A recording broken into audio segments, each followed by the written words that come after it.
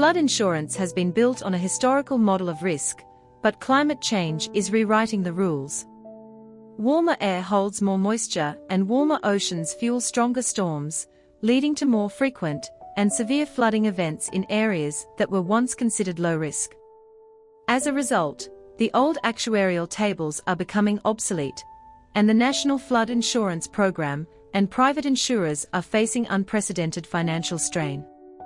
For homeowners, this means premiums are rising sharply and coverage terms are changing, making it essential to reevaluate your risk based on forward-looking climate projections, not just past flood maps.